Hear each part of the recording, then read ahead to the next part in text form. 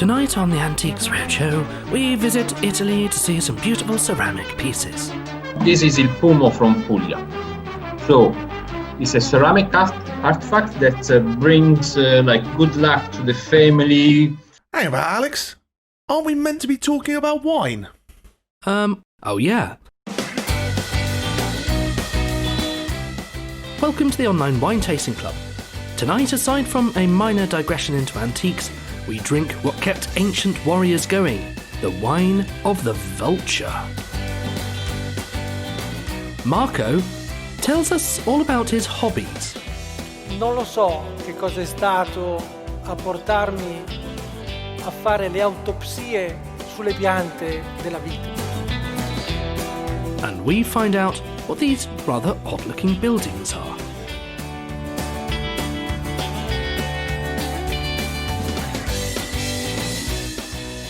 It's time to lead La Dolce Vita with the second episode of the Discoverer series, Wines of Southern Italy.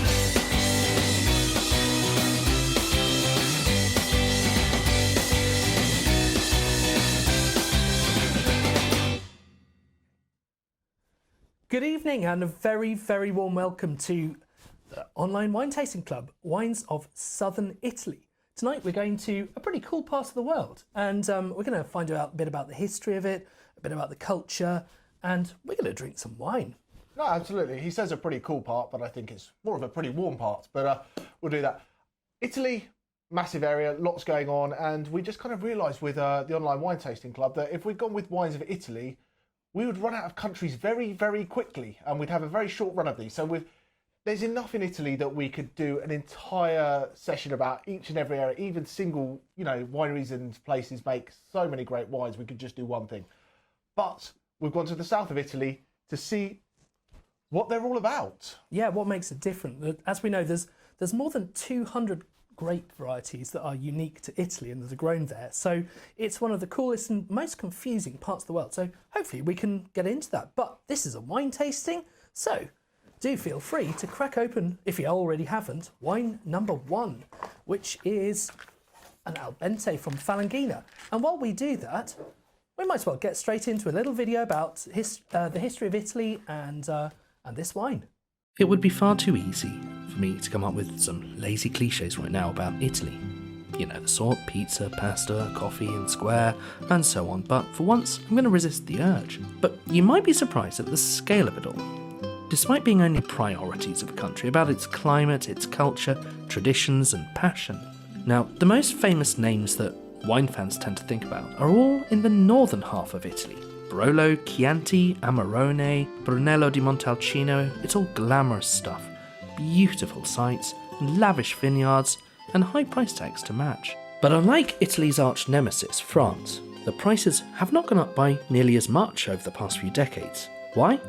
Well, Italian wineries export most of their produce to America, whereas the French have been far, far more popular in China, and that is where the growth has been. So prices of Burgundy have gone up by huge amounts, where bottles sell for thousands and thousands of pounds. Italy's have remained a little more under control, but still not everyday drinking perhaps. A single bottle of Sassicaia can be more than £200, and some of the wines can be very challenging. It's a food wine with great aging potential. It can be a bit of a euphemism for this is barely drinkable unless you leave it in a cellar for 10 years, decant it into the right container, air it for a few hours, pour it in the exactly right glass. So challenging. Well, partly it's their love of food. Food and wine so often evolve together and just don't work in isolation, or even in other climates. Many Italian wines scream out for bold, acidic and salty food, the kind of thing our doctors usually warn us off. But there's another factor. Perhaps more than any other country, Italy has hundreds of grape varieties that are theirs and that grow natively only in that region. Now the north started to rip out many from the world, Merlot, Cabernet Sauvignon, etc. On one hand, this created things like the Super Tuscan, which are pretty good. The south, though, stayed fairly immune to this. Now this is the point for a bit of a history lesson, because up until the year 1871, Italy wasn't a country, it was two. The split was around halfway up, and the south was known as the Kingdom of the Two Sicilies. Now, unification was not very thorough. The south stayed fairly true to its ways and its history, and there's a real stubbornness about the region that defines it. While the north noticed a few things going on around the world, like the Industrial Revolution. They responded and built huge industries, but the south didn't. The same happened as things moved to services. Even the region's biggest draw, tourism, has always got to be done on their own terms. Fancy a pizza at lunchtime in a tourist resort? That's for evenings. Come back at 10 p.m. The net result of this was twofold. While the traditions and vines survived, economically it was a disaster. In the north, key cities like Milan and Turin are surrounded by culture and industry, and if you look at how much economic value each person who lives there makes, they're richer than Sweden. Show that stat to anybody who tells you Italians are lazy. But move to the south and it's a different picture. The people of Naples and Palermo are poorer than those in the Czech Republic, and these are the rich parts of the area. Add in the effects of the global financial crisis, and the young started deserting the region to head for Rome, London or Berlin. At the peak, more than half of all under 32-year-olds in the area were unemployed. Imagine every other one of your friends had no job and no money of their own. The brain drain was shocking. Populations aged, towns drained, leaving houses deserted.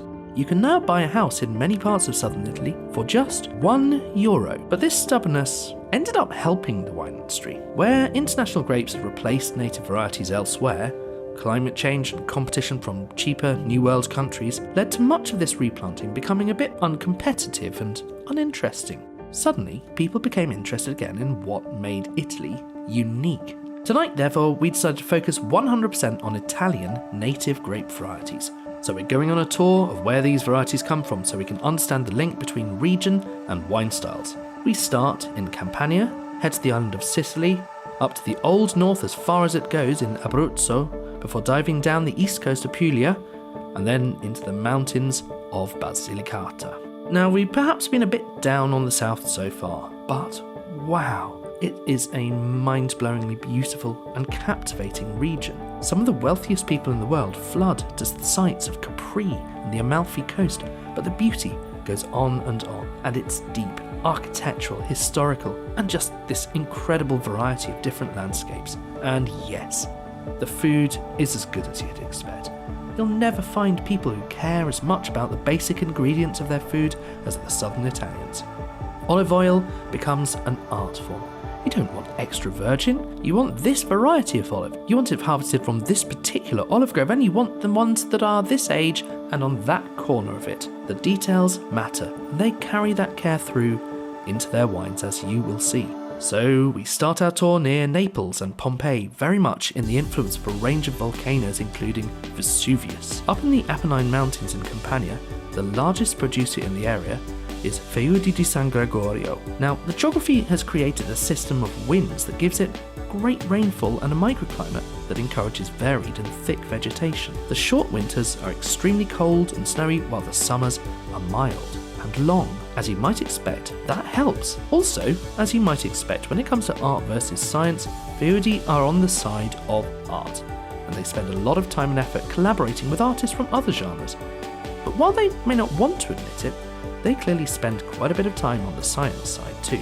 Feudi have a long-standing relationship with two Italians who actually taught me viticultural science. That's how to grow the grapes. Marco Simonit and Pierpaolo Siont. People call them the Vine Whisperers. They focus on trying to understand the needs of the vine and the effects of our interventions and minimising those by being incredibly subtle with your actions. Their textbook has an entire chapter on how to warm up before you make a cut, lest you make it in slightly the wrong place. It all sounds a bit fluffy and crouching tiger, but it's actually quite profound stuff. It tells you where you can and can't cut if you don't want to mess up the vine and introduce disease. It works.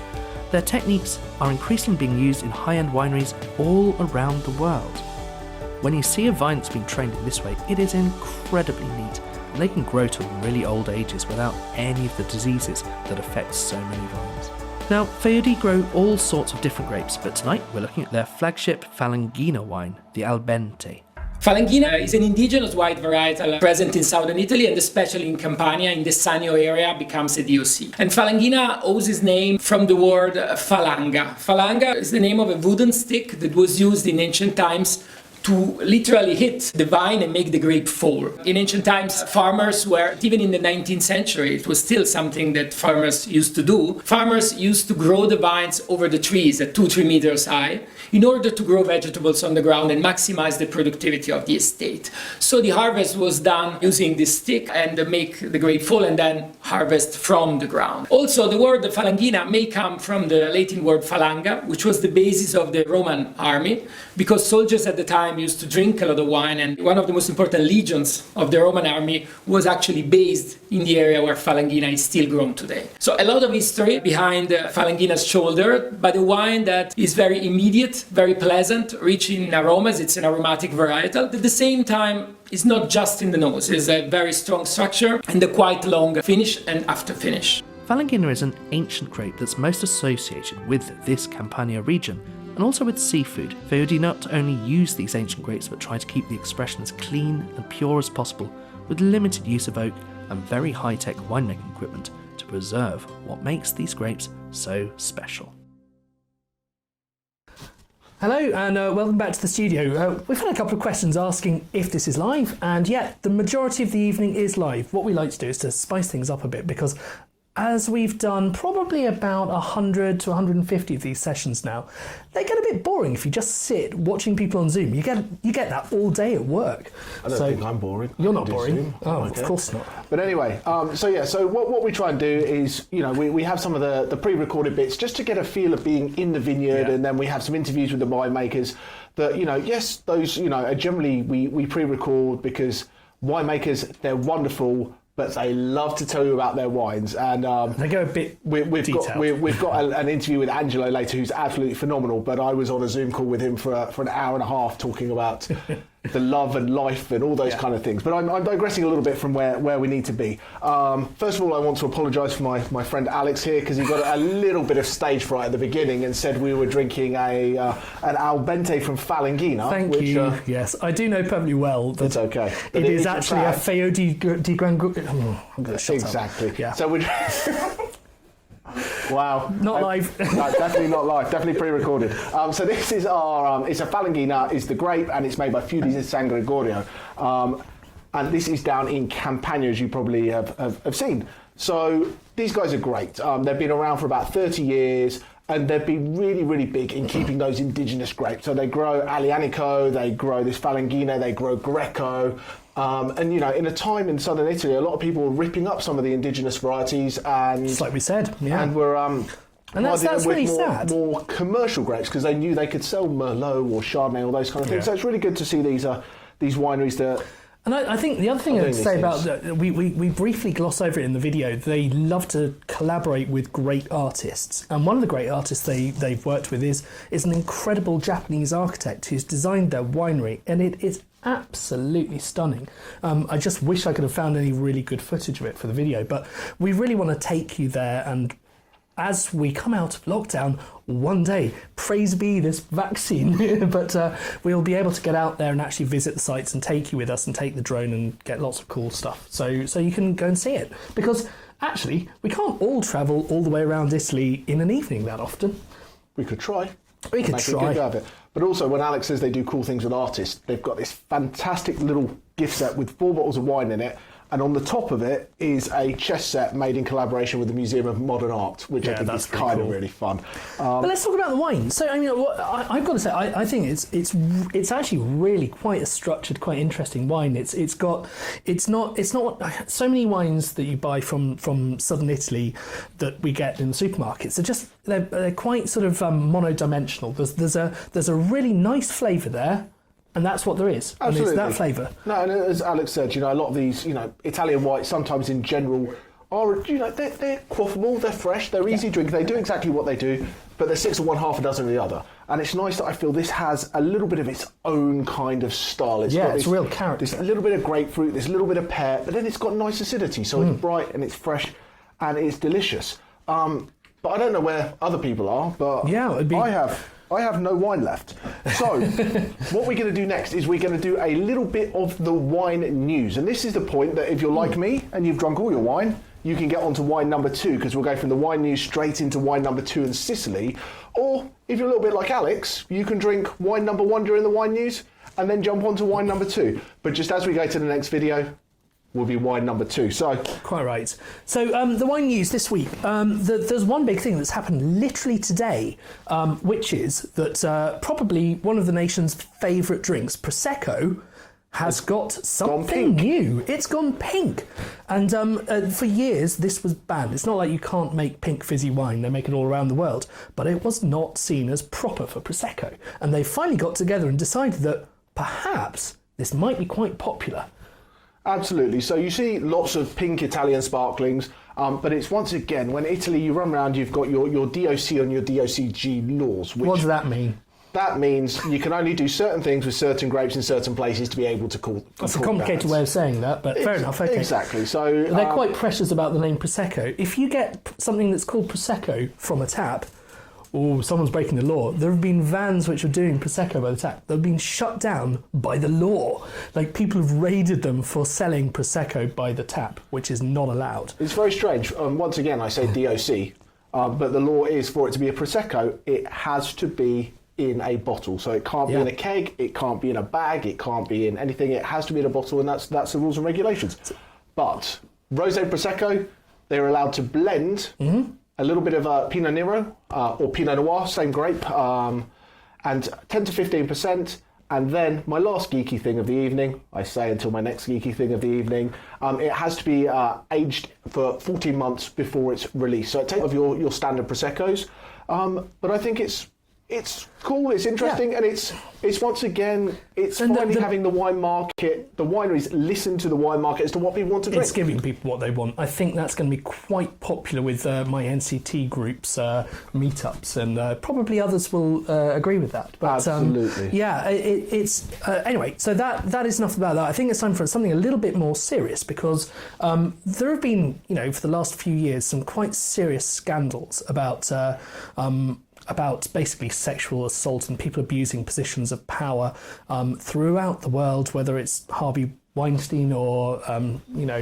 any of the others that we could name. But it's hit the wine world quite hard. Now there are two sets of qualifications in the wine world. There's called the sommelier route and the master of wine route, and you can either become a master somm, who's focuses a little bit more on service, or a master of wines, a little bit more academic. And Jamie likes to wear both of these hats. So I had both of these kind of these streams of qualifications, just because you couldn't choose, could you? Well, absolutely. And before anyone gets excited, I am neither a master of wine nor a master sommelier. I am not. Those people are mentally. There are a few hundred of them in the world. At wine. But you've got these two kind of strands. The WSET strand is much more about the business of wine, and then the Court of Master Sommeliers is more for people who are in restaurants and serving, and someone says, "Oh, what pairs well with this?" and you can tell them all. Yeah. But anyway, what's happened in the last few weeks? It's come to light. To get to the top echelons, when you go to become a master sommelier in the United States, and bear in mind this is only the Court of Master Sommeliers American chapter that this is affecting at the moment, you have to be invited. You have to, have a mentor, and you have to get a recommendation. And who'd have thought that putting the position of power into the hands of a few quite old middle-aged men might result in some problems? And sure enough, 21 people so far have been brave enough to come forward and say, do you know what? I was told I couldn't progress. I wouldn't be able to get this unless I did certain favours. So we're really glad that the people involved who've been named have been kicked out. It's incredibly brave of the people involved, and the organisation needs to clear its act up. Absolutely, and it seems now it's come forward, probably a little bit too late. But the board is stepping down. The chairman has stepped down, and this whole the whole thing is going to go through changes. But it kind of puts a bit of a tar against the people who've worked really, really hard to get where they are, because it's a horrifically difficult exam, and you can't take it away from anyone who's passed it. You've got to be quite good.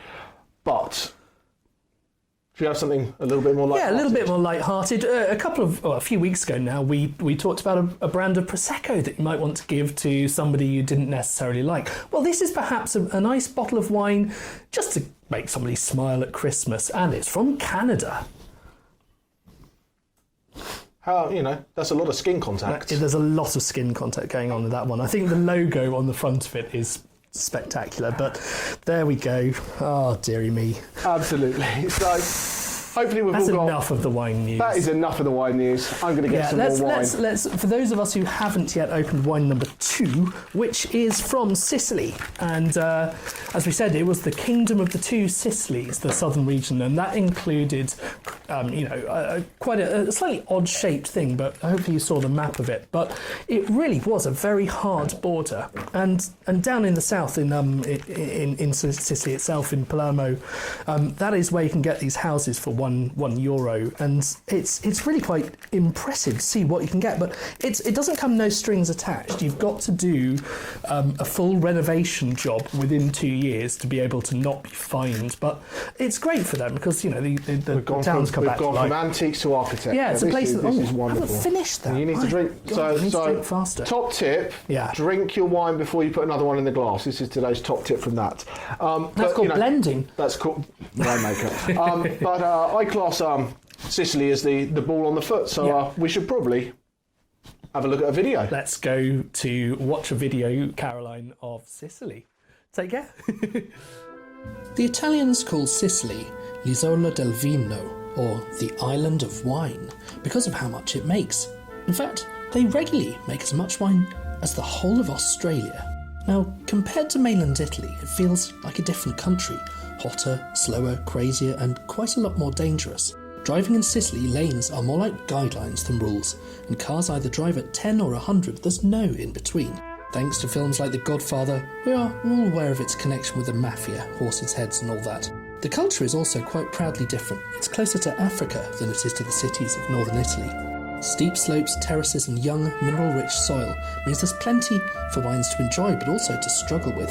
And it's vines that struggle that make the best wine. Now, you're never far from the sea in Sicily. It's windy, it's dry and it's hot, with winds blowing in from the Sahara. Previously occupied by the Greeks and, before that, a tribe called the Siciloi, hence the name, winemaking has been here as long as there have been people. In 2017, 6,000-year-old clay jars were found in caves and, of course, they had wine in them. Homer even mentions Sicilian wines in the Odyssey. Odysseus beats the Cyclops partly by getting him drunk. For years, Sicily was famed for Marsala wines.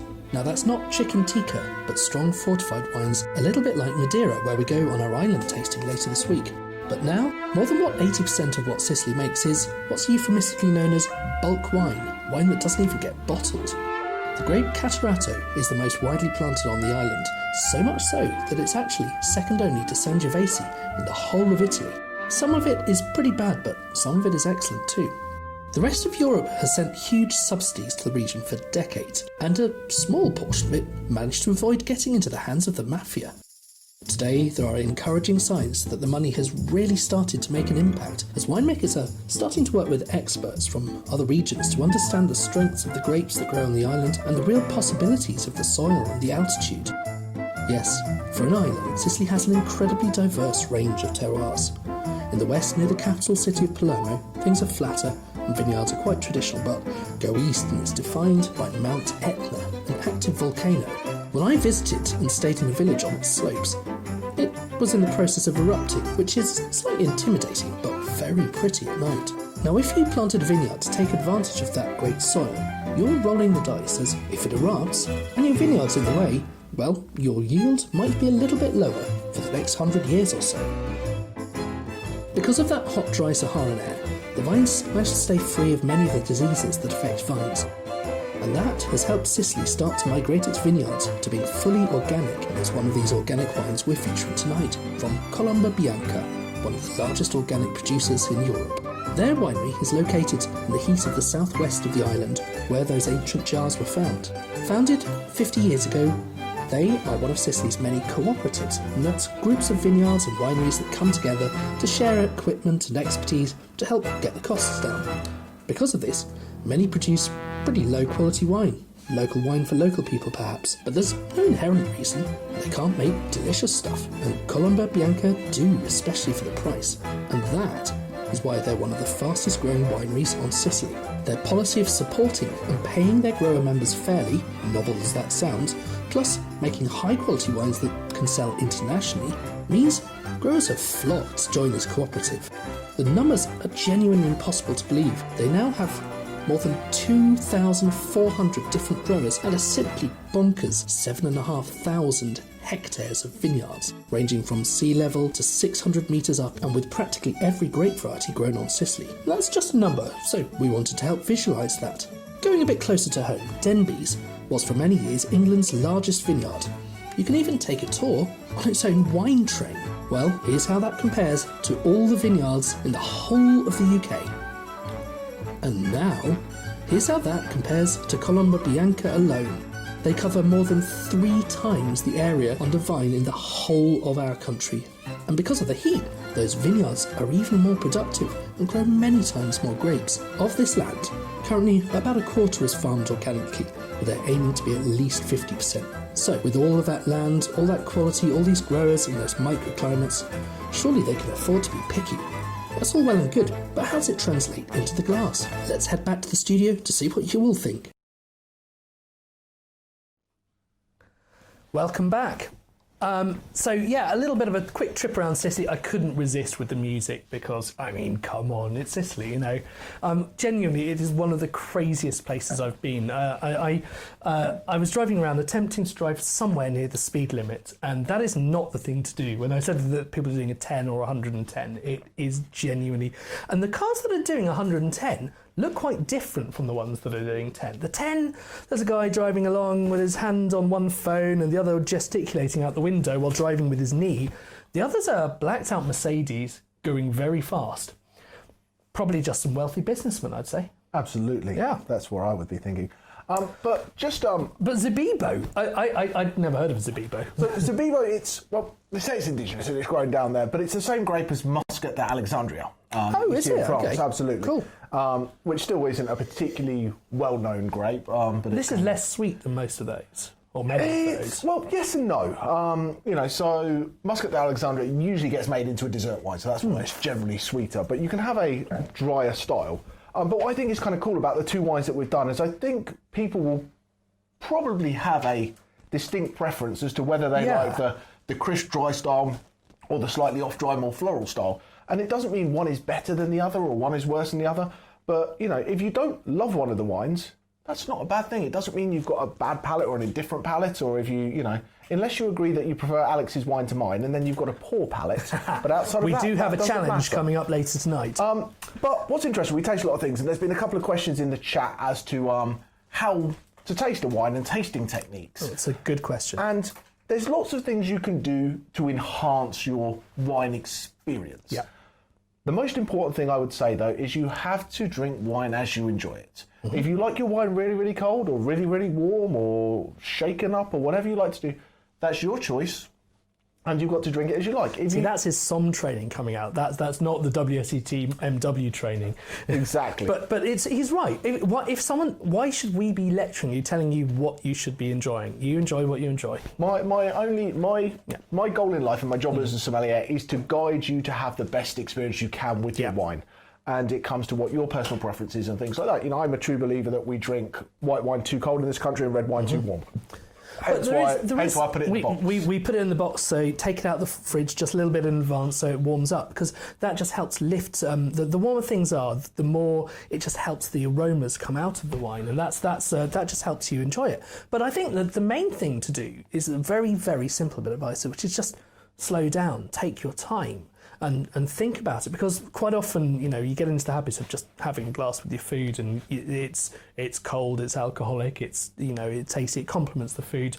Take some time just to try to just think about what am I tasting, what am I smelling? Exactly. And so I'm going to go completely off what we're going to do here. Yeah, and why not? Anyone in the chat, if I start boring you, tell me to shut up and we'll get moving on with it. But what I'll do here is we'll do it with the white, and then we'll move on to wine number 3, and we'll do the same again. But I'm just going to go through how to taste. And if anyone really wants to do kind of like a blind tasting box at some point in the new year, shout at us and I will make it happen so we can do blind tasting challenges and do all that kind of fun And stuff. you can humiliate me. No, I'll just let you taste what you taste. Fair enough. Okay. Probably all be white Riojas. Probably, yeah. But anyway. Not Dornfelder. So when we do a wine tasting really doesn't give the whole sum of the parts. It's much more of a wine evaluation. So when I spin this and you have a little look, the first question I ask everybody, is this a red wine or is it a white wine? We'll ask the producers over there, red wine or white wine? White wine. White wine, absolutely. So there's no trick questions here. But we now know, and I know there's weird people who do weird things with grapes, but in general, we know it's not Cabernet Sauvignon. We know it's not a Malbec. It's not a Merlot. So it's all those things. It's not Rosé. And then we ask, Alex, is this still or sparkling? Well, I can't see any bubbles. So we'll say still. Probably So still, is it Prosecco? Is it Cava? Is it Champagne? I hope not, or I've got a bad bottle. But I mean, that's all part of like how to identify the wine. But like, what helps you identify is this a good wine or is it a bad wine? And of course, that's a completely subjective and slightly stupid question. But wine people like to rate wines on a scale, 0 to 100. Is this a 93-point wine or is it a 87-point wine? And there's never anything much below that, really, is there? Absolutely, because the scale starts at 50 points. Starts about 50 Well, it at least, actually starts at 50. Oh, it does, You does it? can't score lower than 50. 50 is low, so it's actually a 50-point scale that starts at 50 and goes to 100. That's ridiculous. But there we are. Oh, my God, I didn't know that. But when we look at it, we smell and we look and we try and we taste, and there's all these different flavours that you can pick out, and you look at fruit flavours, you look at earthy flavours, you look at if it's got that vanilla toastiness that it might have been in a barrel. But what's important about a good wine is the balance. Mm-hmm. Everything you want to have in a relative harmony. That if it's very, very sweet, you want to have high acid. If it's not very sweet, you want to have, the balance. You can still have a dry wine that feels very acidic, but you've got to have that balance that it's not driven far too one way or far the other. If we look at the two wines that we had, the Falanghina, very high acid, but very crisp, clean, because not huge amounts of fruit to it. So you've got that balance between that soft fruit, that high acidity. This, probably even slightly higher in acid than the sweetness Falanghina. that out. But you have that sweetness that gives that richness. If this didn't have the acid, this would just be like sticky and cloying and no level of freshness to it. And that's why these guys have become, I can't believe that stat 3 times the size of all the vineyards in the UK put together.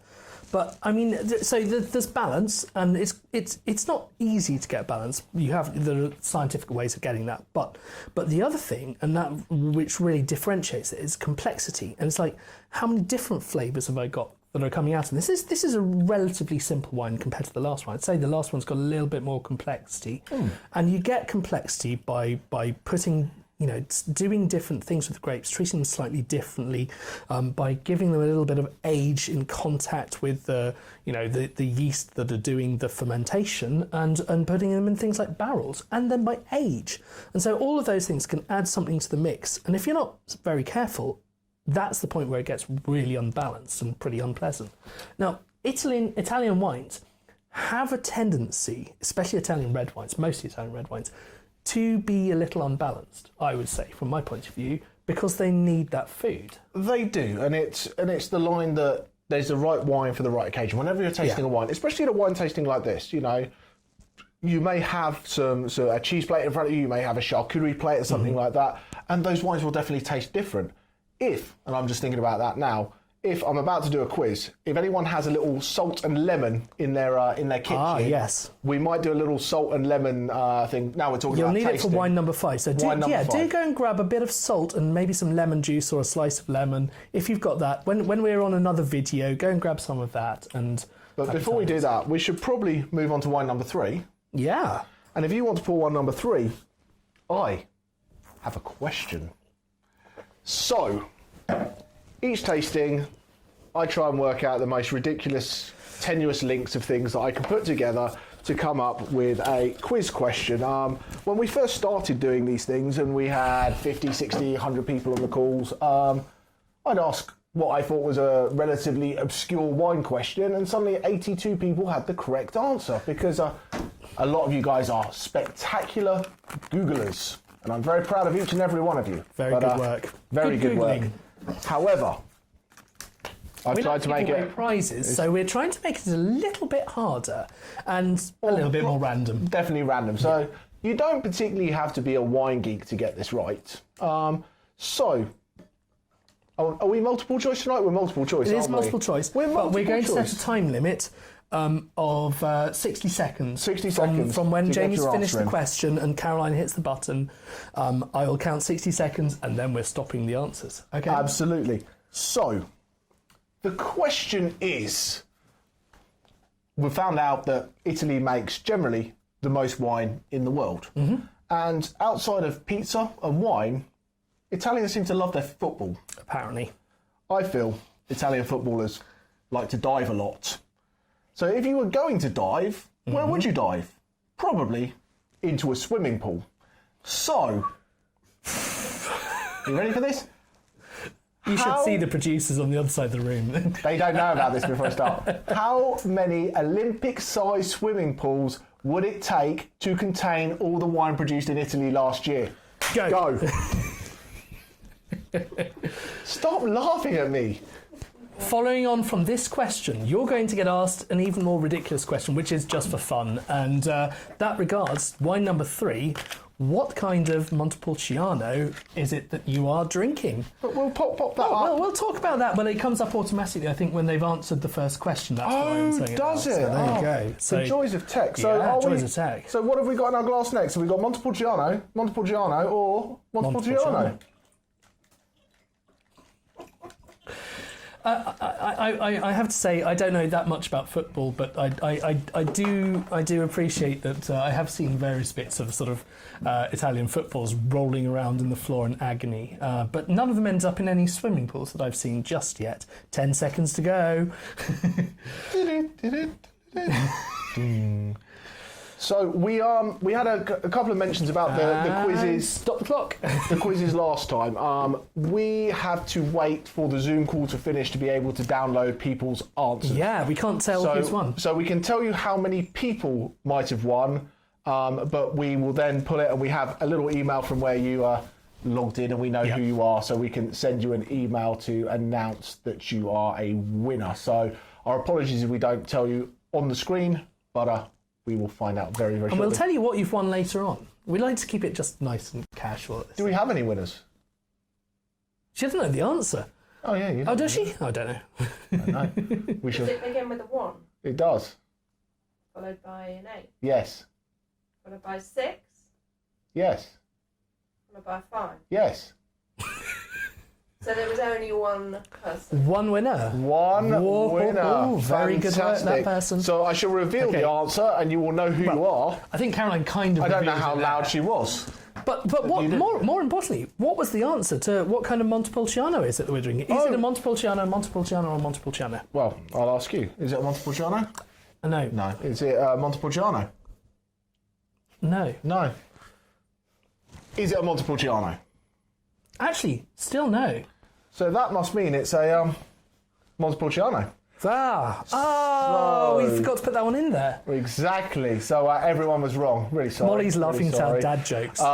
She's cringing horrific. But anyway, so Montepulciano in Italy can be a touch confusing if people just use that word because I mean, I've been to Montepulciano. I loved it. It's a beautiful, beautiful, beautiful city. Another little hilltop town, and it's where the film Twilight was filmed. So there you go. It's got that going for it. It also makes lots of grapes. Lots of grapes and lots of wine. But what grapes does the town of Montepulciano make? Is it Montepulciano grapes? it's not. No. So we have, and we're just shouting because I did Stag's Leap before with that. Yeah. But anyway, so Montepulciano. So what we have here is a Montepulciano De Bruzza. And the grape is Montepulciano from the Abruzzo area. Yeah. Within that area, there's also a village called Montepulciano. Helpful. So you've got Montepulciano that doesn't have to be where the Montepulciano de Bruzza comes from. Then we can go north, so that's 2.5/3 different options there. So you can have Montepulciano de Abruzzo from Montepulciano, or you can have Montepulciano de Abruzzo not from Montepulciano. And then we go up north and we end up in Tuscany, and there is a town. Yeah, that's the one I've been to. I didn't know what you said Twilight. That didn't mean anything to me, but it's okay. Classic film. It's got vampires and werewolves. It's amazing. Go on. What's the other one Is he then? going to ever talk about wine? Yeah. Okay. Anyway, so Montepulciano in Tuscany grows Sangiovese. So this is a Montepulciano from the south. So this And is Sangiovese is the grape that you normally find in the wine called Chianti. but there's no Chianti because we're in the south. We're in the south. The south. Exactly. So this is Cantine Bove. They have been growing grapes since the 1930s, and all Montepulciano. We're in Abruzzo, so it's about as far north as we can be with still being classed in the south. Yeah, So it's in the little bit that just sticks up on that map, just on the east side, and it's not that far from Rome in latitude. But it's in practically a different country. absolutely, it's classed as central Italy, but it's if you look In the at the old culture south. and the classic and the way of life there, it's definitely much more southern driven. So Cantine Bove since the 1930s, they make multiple styles of wine, and all from different vineyards and different areas. And this is their Indio. And what I think about this, it's soft. It's got great plummy fruits. It's got this richness about it. Really, and when you talk about like Italian wine and food, I think this is just classic that it goes. Yeah, it's really. In Italy, I think I talk about what goes together grows together. And this is purely what this is all about. It's This would go really nicely with sort of a wild boar ragu or something like that with a pasta. I think that would be absolutely amazing because it's got a little bit of tannin, so it's not the smoothest of wines. And you say it's incredibly soft and smooth. It is for an Italian red, absolutely. But compared to many of the wines that we drink from around the world, it's still got that grippiness. But the thing about you this, need that food to help with that. this, if you drank it very young, Yeah. much more time. This is 2015. I think it's an absolutely beautiful wine. It's deep red fruit. It's got good spice to it. That would actually go quite nicely with with something like a roast turkey, coincidentally, wouldn't it? It might be a little bit bold for some of them, but Yeah, I can see that. I can see that. with the brown meat of a turkey. But it's Let me check again. let him check again. Here's the pro at work here. Molly's going to try it. She's going to try. She's not the hugest red wine fan, but she's prepared to give it a go. We'll see. I think you'll like this one. If you like that Tanat from Argentina, you'll like this one. But yeah, there's definite complexity there. There's a little bit of the age gives it. So what does the age give it? Smoothness, obviously. Yeah, so They call it tertiary characters. tertiary characteristics. Forget And what this that is means. back into wine tasting. So you've Yeah. got primary flavours, which are your fresh fruit flavours. Fruits and You've got your secondary flavours, which are your winemaking decision flavours. Stuff. And then you've got tertiary flavours, which are your developmental flavours. So when Yeah. people talk about tobacco, coffee, leather, Yeah. those kind of things, those are your tertiary flavours. The primary fruits soften a than there is of the fruity stuff that's going on. There's still a little bit of fruit in there, but it's you've got to think when you if you assign a value to those flavours, if you want to get the money for the wine, if you're a winemaker, you're just trying to get the money for the wine, you kick it out the door as soon as possible, so it's got the fruitiness. If you want to develop those later flavours, you have to sit it in the cellar. You have to buy a cellar that can hold millions, hundreds of thousands, or thousands. I don't know. How many swimming pools is that? How many swimming pools? Good question. I'm useful, Absolutely. though. Very Useful like useful. that, Shout yes. to the questions. So, really good question from Chris, Okay. who says, I like this wine and often think Montepulciano, I'm not sure which one, is underrated or overlooked. Any idea why this is? Yes, huge amounts of ideas. I think classic styles, we talk about Amarone, Barolo, Chianti, and they're all up in the north. And these smaller wine, not even smaller wine areas, but lesser known wine areas, growing indigenous grapes, people aren't always willing to take a punt on something they've not heard of. If you go, this is, it's a brand name, like a Chablis or a Bordeaux, like you see in France, we don't always know what the grapes are in those. And it's like, it's a Monte Porgiano De Bruzza. I don't know anything about that. No. And if people don't know about it, it just becomes more difficult to become commercially viable for wine restaurants to put it on their wine list, or an independent wine shop to stick it, on its shelf. That unless you've got the chance to hand sell it to people, it becomes difficult. And the less you sell of something, the more difficult it is to make those decisions to make the wine have those really interesting developed flavours. So it's a bit of a vicious circle. No, absolutely. And you'll see, you go to Italy and the local people drink the local wine, and it does really well. It does really well. But yeah, it's getting out and trying things. And I think having tastings like this, hopefully a few people get their eyes open to Montepulciano and go, guess what? Either I like it and I will try more of it, or hey, that's not for me. and we're not worried about it anymore. And if you do think it is just a little bit too grippy for how you would like it when you're just sat there drinking it on its own, try it with a bit of a nice cheese that will just help absorb that, because the cheese sort of coats your tongue so that it doesn't have that same effect. It's not quite as astringent. It's astringent. There's another question coming in. There's a brilliant question. Okay. Brilliant. I like brilliant. Julie. Yep. Who are the best producers in this area? That is a good question. There's so many tiny little, like Beauvais is one of my favourite. Cantine Delgado is absolutely beautiful. I'm trying to think who else I've tasted recently. I've not tasted a lot recently. There's a lot of classic houses there.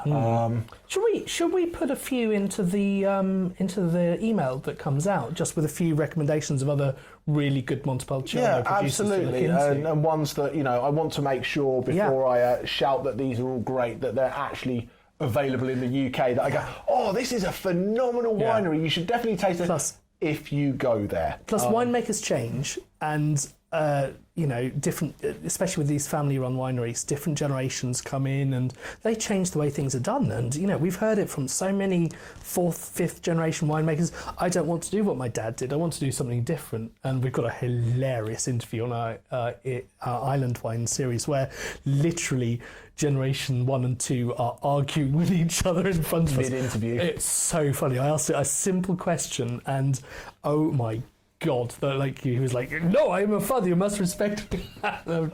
Oh my goodness me. So things change, vintages change, but let's we'll do a bit of research because we'd love to answer that for you. We'll get you a good level of recommendations into the email for you. So 2 more wine tasting questions. Okay, yeah, of course. That's all right. So one is, what do tears on the glass mean? And the other is, people look at the colour. What does that tell you? Okay. Do you want to take tears? Yeah, sure. I spend a lot of tears putting these tastings together, but yeah.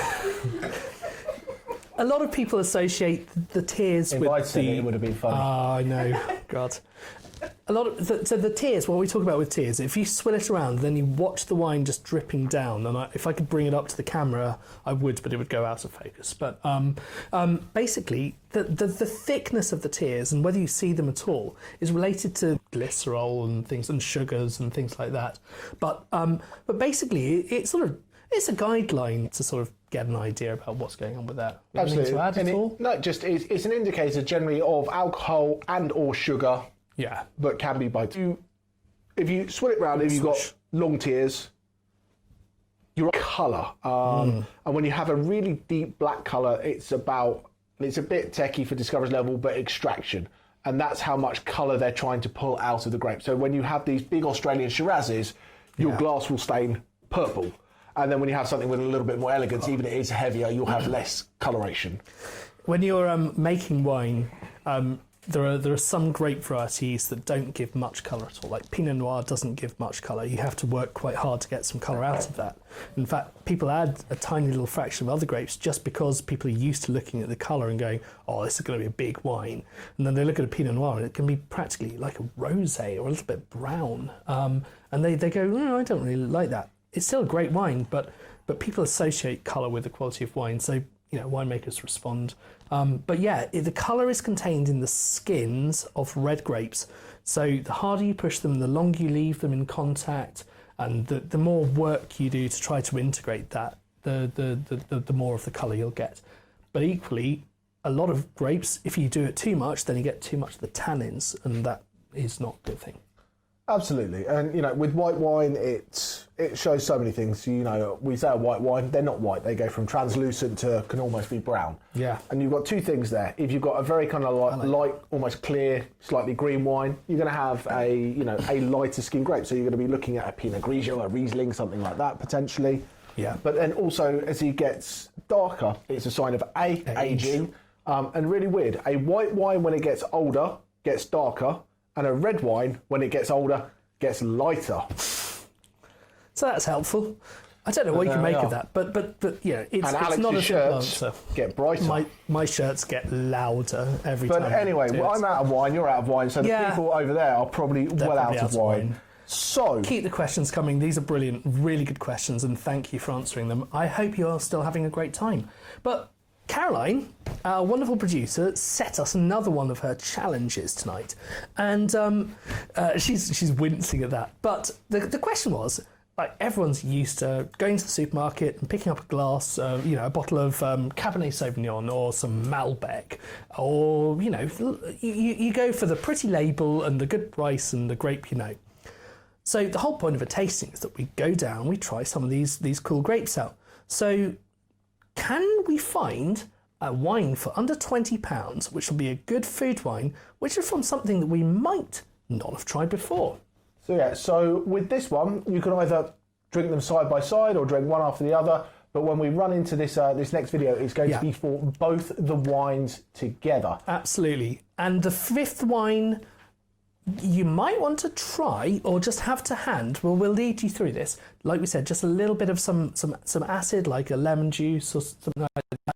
And salt, even just the salt, will just help you see what that food does to the wine. So let's have a video.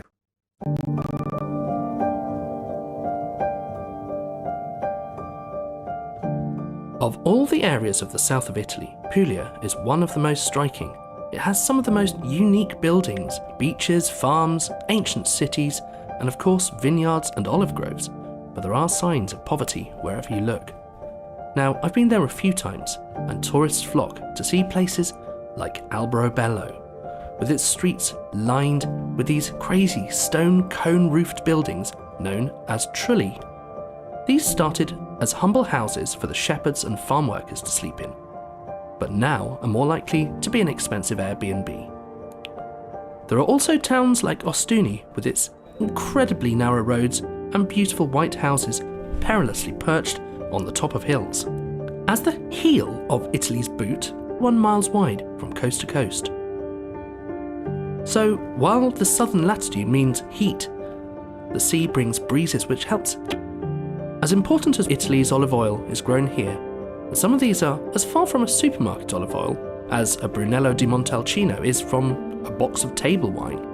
There is unique food, with the classic being the ear-shaped orecchie. Buy grapes from Puglia to make wine with most years because of this quality and the price. So I had to go with Puglia for this tasting.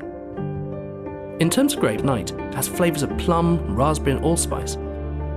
Just to the southeast is Manduria, which these can be luscious and fruity but occasionally wines. We are heading to this one is known for wine. The town's winery focuses on their traditional varieties of Primitivo, Malvasia and Negroamaro. Tonight we're focusing on this grape because it has been grown here for 1500 years. Some examples are a little in your face, but this one is a bit more restrained and fruity, and it can pair beautifully with a range of dishes as wide as things like a traditional spaghetti bolognese, or stronger meats like wild boar, even a lamb curry like a Rogan Josh. We spoke to Angelo at the winery to find out what they were trying to achieve with this wine.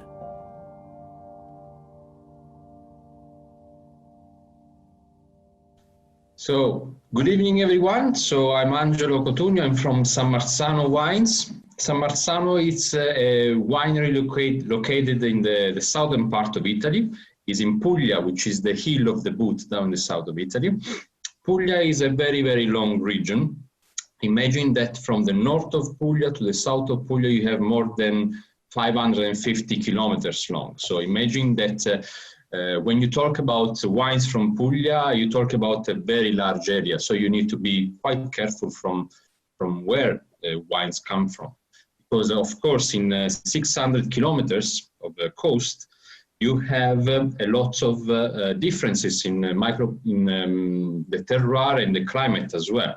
Because being a region surrounded by sea, you have a lot of course, sea influence, the wind influence, and the sunshine as well, of course. So Puglia is divided by 3 sub-regions. San Marzano is located in the southest part of the region, which is called the Celento area. Celento, why is so renowned for from wine growing? Because first of all, is surrounded by 2 seas, so the Ionic Sea and the Adriatic Sea. So the Adriatic Sea, you have it on the east coast, and the Ionic Sea, you have it on the west coast. So Pumo Negroamaro, this one. So see il Pumo, this is il Pumo from Puglia. So it's a ceramic artifact that brings like good luck to the family. It's a very old tradition. So if you come to Puglia, especially in this area, you will see outside of the balconies 2 Pumos outside like that. So the 2 main indigenous grape varieties from Puglia are Primitivo, the most famous, and Negroamaro, the less. They have a very distinctive character. So the Negroamaro, has the word says, Negroamaro means black and bitter. Of course, this is not bitter, but compared to the southern part of the Celento area, and it's one of the most ancient grape variety from Puglia. Okay, here in the Pumo range, you feel like the real fruitness of the Negroamaro and the balance between the fruitness, the acidity, and the alcohol. All our wines have a quite good level of alcohol. This is 13.5% of alcohol, but the Negroamaro and the Primitivo can go up to 14, 14.5, sometimes 15% alcohol. So you need to play very well during the harvest and in the winery as well. We work a lot of the fermentation with the temperature, so we do a lot of cold fermentation to give like freshness to the wines. Are you finding that, I'm guessing, you know, over the last how many years, that potential alcohol is slowly creeping up with climate change getting a little bit warmer? Are you finding, because we're finding in the UK at the moment, we're picking earlier and earlier as it's getting warmer. Are you finding those same problems? Or yes, are you just we are picking up earlier for sure. I remember my father and my grandfather picking up the grapes in the second week of September. And now this happens third week of August, fourth week of August. Okay.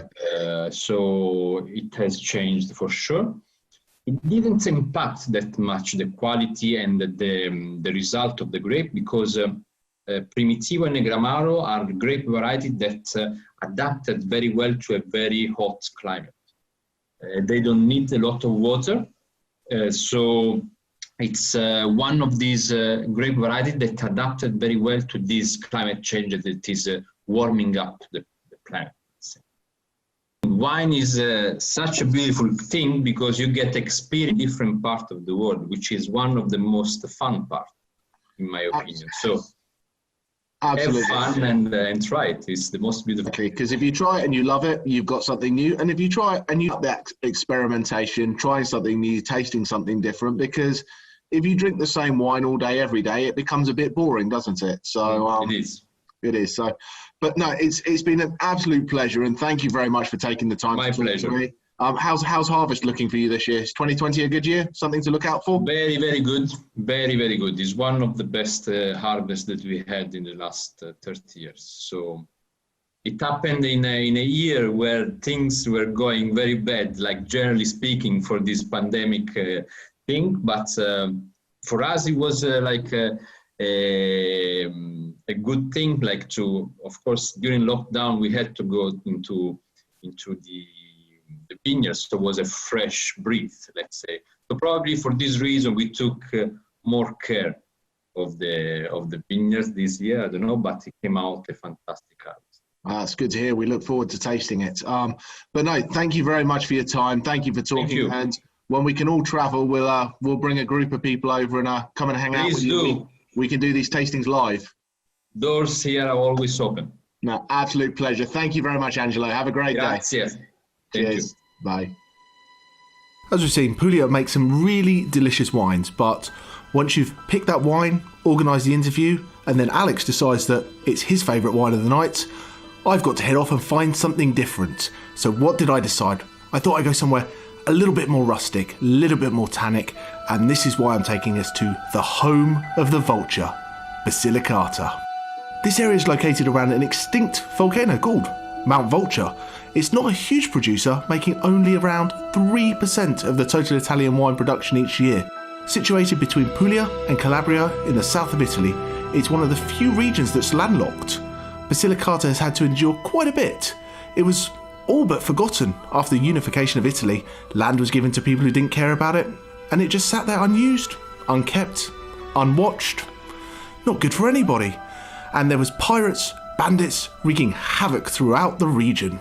Compared to Puglia, it's lush, high, cool, sheltered, full of lakes and forests, partly because of the water supplies in the springs, but also its rich soils.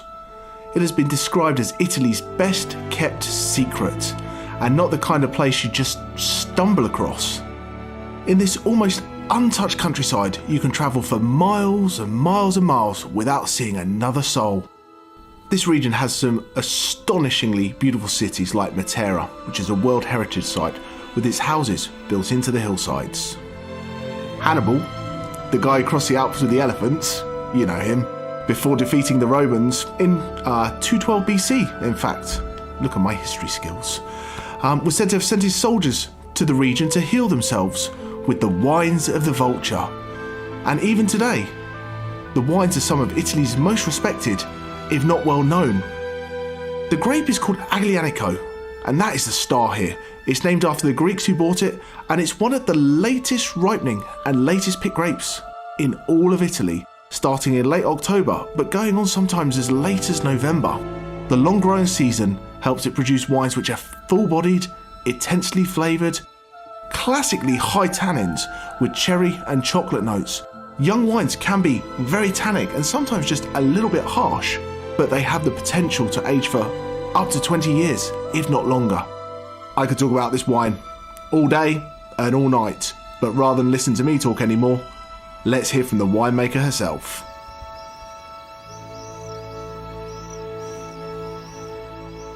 Basilisco is a winery located in the northern part of Basilicata on the volcano Vulture, 620 meters above sea level. We have 27 hectares of property, basically on Aglianico production. We produce also a Fiano, and our research is mostly addressed to the knowledge of Aglianico's expression in different cru. We produce 2 main wines, a blend of different vineyards, and 4 different single vineyards. Because my passion is to talk about the territory through the different voice of every vineyard.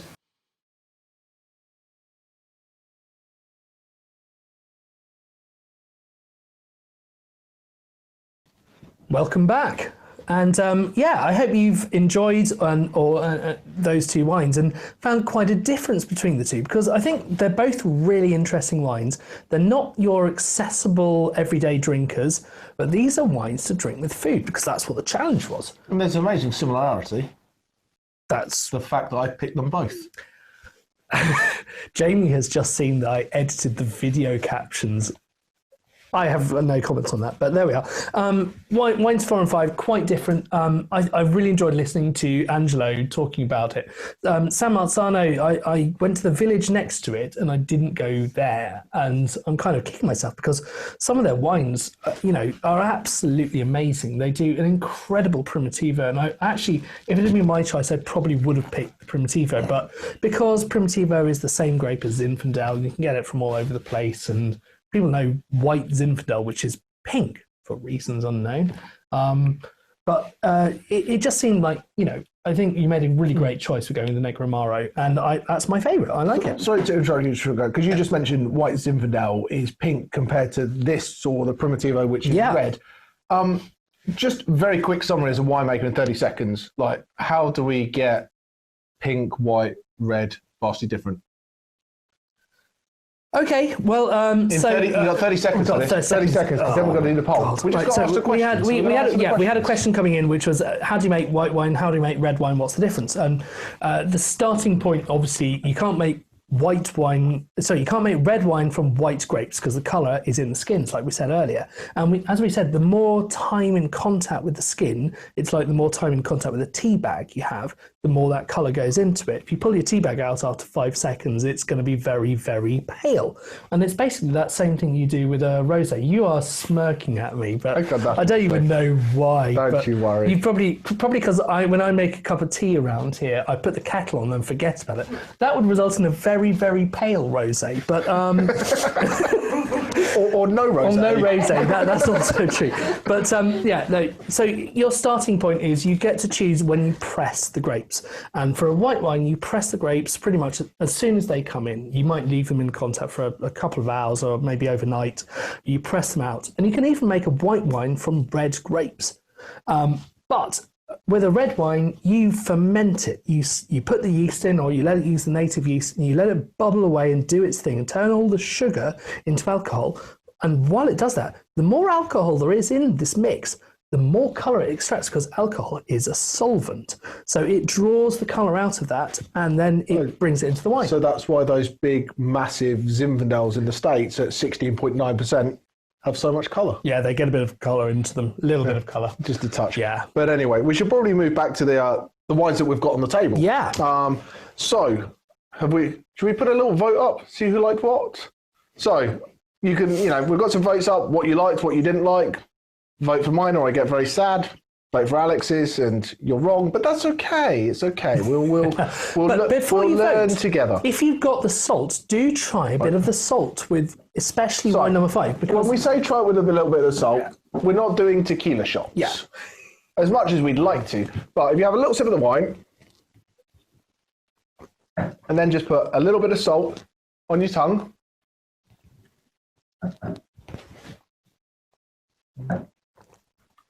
I've just done it with wine 4 and it still makes a huge difference. It will with red wines. Yeah. So the salt will bring out the flavours. It will intensify the flavours. It will soften the tannins and bring out more of the fruit, so you get more richness in it. So, And if you've got the lemon juice will reduce the tannins because the acid just attacks those. So obviously we're not generally having a glass of wine with a plate of salt or a glass of wine with a whole lemon. No. But what that's looking at is in your food, do you want to have something that's salty? Do you want to have something with acidity? Yeah. You can try these wine tasting with like a sugar cube and see what that does. And that really helps you with your wine and food pairings. And it's not so much that red wine goes with beef or white wine goes with fish. It's about the composition of the dish and where the acidity lies, where the sweetness lies, because we don't often just eat a plain chicken breast. No. We add whatever we do to it, and that's going to go from there. But you've got to drink wine that you love. If you're on a meal and you have that meal, it's not just the plate as a whole; it's the entire meal as a whole, because you've got the effect of the previous course, and then you've got the effect of that previous course if you're in Italy, and then probably a few others. But you then have, let's say you're having a steak or something, or a really rich pasta dish, or even a salad with some anchovies in it. They've got all that saltiness, and you have that glass and you taste it. And it will be absolutely brilliant. So you go and buy a bottle of it, and you take it home, and you crack it open on a slightly cold night, and you drink it, and you go, what was I thinking? If you're not sure about food and wine pairing, though, sod the food, just drink the wine. Top tip. So if you were just... Yes, launch the poll. Launch the poll. So if you were just having, like you say, a glass of wine in the evening, which would you choose? My one. It's all lies. Whichever particular. So that's the thing. I love the Puma. I think the Puma has got a little bit more elegance about it. And if I'm just hanging out, if I go to a bar and I want to sit down and have a glass of wine, this is the glass of wine for me. Yeah. If I'm having dinner, I'm having a big steak, something rich, something round, getting into those colder evenings, or even, if you're kind of, that ski lodge sort of fireside kind of glass of wine. Because we're all travelling so much. Yeah, of course. But this would be my thing. Wasn't it people travelling to Italy to ski that started it? No, it wasn't. No, it was but I think what's important about this is both of these wines could be a winner. They absolutely could. They're really cracking. And it's complex, balanced, interesting. And different. Negroamaro's not... They only grow Negroamaro. No. I don't know anyone else making Negroamaro, Never come across it. Aglianico, you've got... Terralsi, but it's the same region. I've heard of some people who are starting to do it in Australia. It's Italian families, obviously. Coriol make Aglianico, and they make a Sagrantino. So they make some of the big, massive, like really jammy, very kind of tannic, grippy Italian wines over there. But both wines have their merits, and I think what's important is it's about the right wine for the right occasion. For certain absolutely. things, this is your better wine that So you would drink. while we can have a vote for which is your favourite, we actually It's really, this is not really a fair question. who's your favourite is what we're really voting here, and that's what's really important. Fair. Okay. But yeah, well, we give you There is a seconds to price go to- difference. There is definitely a price difference. So we should talk about prices now, because we had a very fair question, which is what are the prices? Because it does affect how you think about a Receive a wine. wine and whether you think it's value for money. And that is why we don't tell you in advance, because if you're told this is £30 a bottle or a glass for that matter, and you drink it, you can go, oh wow, you can be kind of sort of Wooed by the number. Yeah, wooed by the number. You want to justify it because of the number. Or if you see a cheap number, you can think the opposite. Oh, this is cheap, it'll be bad. And, you know, actually, that's why we don't announce until the end. It's so that you can judge the wine fairly and just see, do I like it? No, absolutely. So as this poll comes in and you've got the prices, I think it would only be fair to tell you what we're getting up to in the coming months. Well, we've only got really one or two. Well, we've got a few planned. haven't we? We've got 4 planned. We've got something skidding around in the middle. Yeah. So next month, what are we doing? Portugal. Portugal, yeah. We're going to Portugal. We're not going to Portugal. No, because we're going to be there's here a- drinking Portuguese I don't know wines. if you heard, there's a pandemic. Yeah, exactly. So we're going to do Portuguese wine. So there's going to be some white port, some red port, and then some still Portuguese wines in the middle. And I've done had a really cool chat with Jamie from Pega. So it's Jamie talking to Jamie. Oh, cool. So once there'll be a good Jamie on an interview. So that's amazing. So we're going to be doing that as our Discover session. And then we're going to be doing our Rhone Rangers for our adventurers. And now you might have seen that up on the website and thought, what exactly does that mean? What is a Rhone Ranger? Now, Rhone wines, Power Ranger. it's like a wine. Power Ranger, but with less spandex. Or not. or not. You haven't seen my shirt yet, but no spandex. Caroline's just against banned the idea. Bandex, but yeah. You don't have to agree in the chat. It's okay. Anyway, It's not a pretty sight. Rhone Let's not Rangers. go there. So the Rhone Valley is the south of France, and they make some phenomenal blended wines. And Châteauneuf-du-Pape is probably the most famous of them.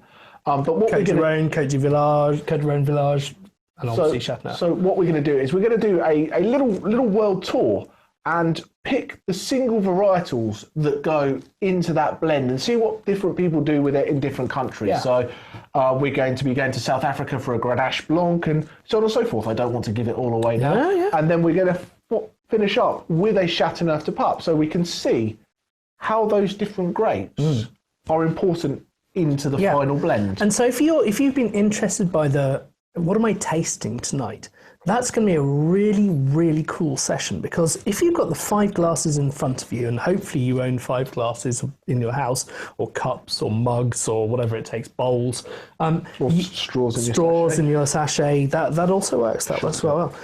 Hard to smell it, but yeah. Basically, if you've got those individual 4 grape varieties in front of you, then you can see the individual flavours, and then you can try to say, if I can smell cherry from that one. You're giving it all away. They're not going to sign up if they know everything. I'm not telling them what. Don't do the course now. There's no time. Fair enough. No fair time. enough. But you'll get to see what's in the final thing. And here's the cool thing: if you are slightly restrained and don't drink at all, you can pour your own little blend from the ones you liked into your glass and compare it to the Châteauneuf-du-Pape, and it won't be as good. Sorry, but You don't know. We you might get to have see a what it budding is. You winemaker. get to see whether you like it. So Well, yeah, cool. so that's what's coming up in December. We've also got a Christmas tasting box which is on sale, and that's basically going to go out in time to sit in someone's stocking or underneath the Christmas tree. Nice little Christmas gift. Yeah, a little Christmas And gift. if you want to do a nice big Christmas gift, we've got an option to buy a 6-month subscription for someone that will launch in January. So they won't get it next month, but it will They do launch get their members pack in time for something to be under the tree, but then they get But to their join first tasting will be in January. In January. So that's an option. So because sod dry January. Exactly. So February, because I'm skipping, we're going to be doing Wines of New Zealand for both our discoverers and our adventurers. So we're going to do New Zealand and then super weird New Zealand. And I'm just waiting to hear back from a couple of wineries. We may well be doing the Wines of Spain in January, but that is to be confirmed. Yeah. So yes, have we got anything else in there? Oh, Yeah. we've got more questions. Excellent. Dancing. Kelvin and Karina say, do aerators make any difference, or are you always best to decant? Ooh, so this is the weird sob in me. Aerators do a good job with the wine, and I think if you aerate and you put it into a big glass, you're going to be absolutely fine. Because decanting is all about surface area. So if you've got a big glass and you swirl it, you're going to be about the same. Anyway, I'm a weirdo. I don't generally Are like. you? Wow. I don't generally like to use decanters if I'm kind of drinking just with a couple of people, because I like to see how the wine develops as it comes out of the bottle and changes as it goes. But yeah, if you're drinking a glass to yourself and you like to aerate it, especially with a big bold wine like number 5. If you've got a group coming round, which you're not, but when you can, I keep doing all these things what you should do for a dinner party, and it's not happening. But if you want to do that and you're going to have like a glass of something and it splits like 6 ways for that, ideal. Decant it an hour before and it just gets it that air.